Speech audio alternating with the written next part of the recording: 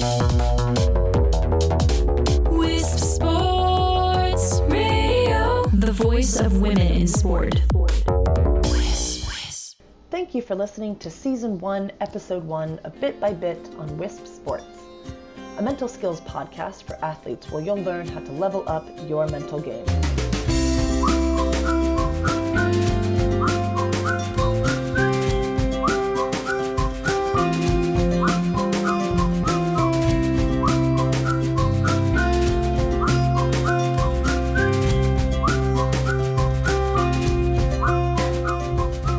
Welcome to Bit by Bit. My name is Erin McGuire, and I am a mental skills coach working through my business, Remarqueable Athletic Solutions, LLC. I've been an athlete since I was 6 years old, and I currently compete in the equestrian sport of Grand Prix show jumping.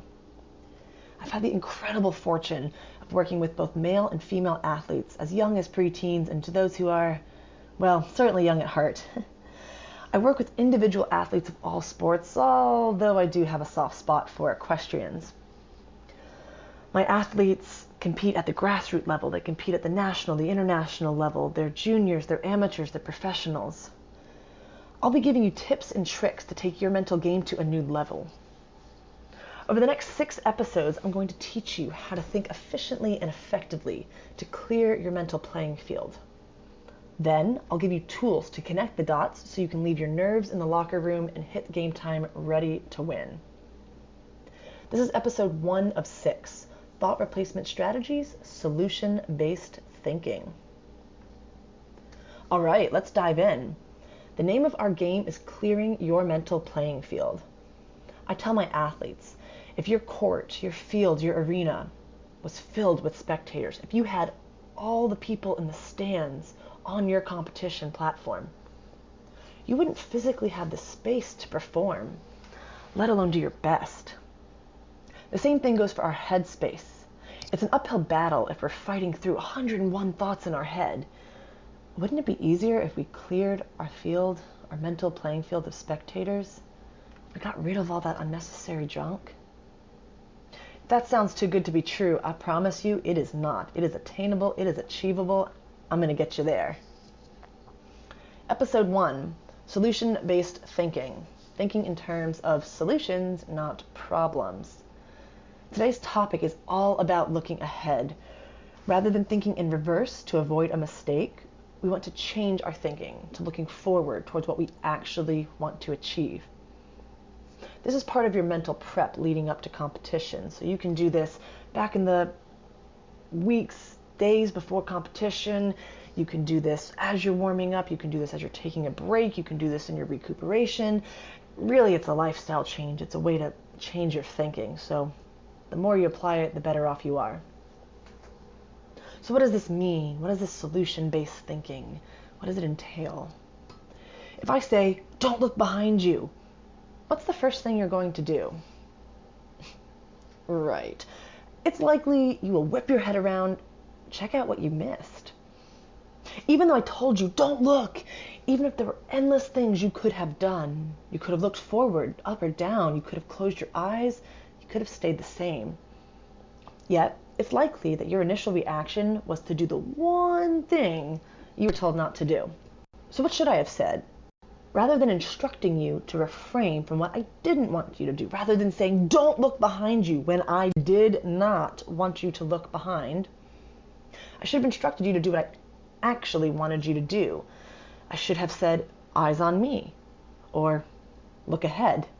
See how much clarity that offers, rather than having to translate, don't look behind you, so I guess I'll look, well, not behind me, forward? No. We want to be direct. Look forward. So what does this look like in sports? I'll use my own experience to start. I used to compete in the hunter discipline of equestrian. So for those of you who are not familiar with the hunter discipline, think figure skating. It's subjectively judged. It's about how pretty and how effortless it looks. So I used to have this right lead demon when I showed in the hunters. I would look at my course, I would see a jump off the right lead, and I would think to myself, don't chip.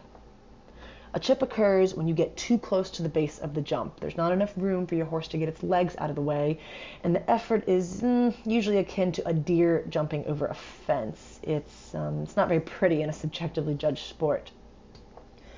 I would tell myself, don't go too slow, don't go too close to the jump, don't chip. I would coach myself over and over, don't.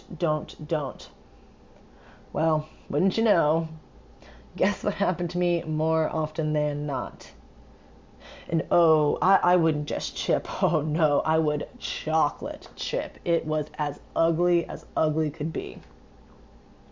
Now this was a mental mistake, which we will revisit when we talk about visualization. But for now, let's reshape the cue I was giving myself. Instead of thinking, don't chip, don't make the same mistake, I should have been thinking about what I did want to do. The obvious switch is do it right. But that's not action-oriented. Instead, I could have thought have pace, which would have given me momentum and options to adjust my horse's stride, avoiding the mistake and creating a better jump. Now, action is key here. Yes, we are switching gears from don't to do, but the answer isn't as simple as do it right. The answer is how to do it right. Just like I wouldn't say, look, as a solution to don't look. I would say, look at me, indicating an action.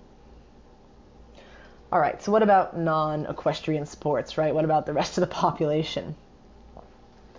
A volleyball player may think, don't miss this serve. Perhaps they've been hitting serves into the net and they've created a mental block. Instead, they should be thinking where they want to serve the ball. For example, serve to zone 1. Similarly, another volleyball player may be thinking, don't stutter step.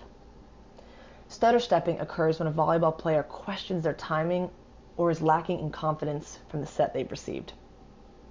Instead, they could think, trust your footwork. In their mental prep, rather than anticipating mistiming, the volleyball player could cue into the correct footwork by trusting their practice. Hold that thought. More on this to come in future episodes. A softball player sitting in the dugout, knowing there is a talented outfielder in right field. The hitter is thinking, don't hit to right field, don't hit to right field, over and over. And they're not even up to bat, they're in the dugout. Instead, they could think to control their mental playing field by thinking, hit to left field, or better yet, just hit. A golfer may find themselves at a tricky hole concerned by a hazard. They're thinking to themselves, don't hit the ball in the water. Well, I'm sure you figured out the formula by now. A better replacement could be hit the ball in the fairway. A long-distance runner is hitting fatigue. Their mental narrative teeters towards, don't think about being tired, don't think about being tired. Yet they find that's all they can think about. They could try instead, think about the finish line. This way of thinking is just as useful for coaches as it is to athletes. Coaches can use this information when teaching their athletes. So try telling your athlete what you do want them to do rather than what you don't want them to do. A coach may tell his novice boxer, don't drop your guard, when a more productive approach would have been, guard up. So there you have it. Don't say don't and do think about what you want to do. We're not avoiding problems, we're embracing solutions. Conversations from the world of women's sports. This is WISP Sports Radio. I hope this was helpful, and I'd love to hear your thoughts on this topic. Join the conversation on social media at WISP Sports. You can also find me at Remarqueable Athletics on Instagram. Remarqueable is spelled with a Q, or Remarqueable Athletic Solutions LLC on Facebook. Any feedback or suggestions for future episodes can be emailed to info@wispsports.com.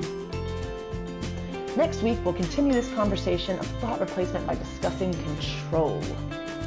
Until then, thank you for listening to Season 1 episode of Bit by Bit with me, Erin McGuire. Remember to subscribe to WISP Sports to keep up with future episodes, and thank you so much for helping us turn up the volume on women's sports. I'll see you next time.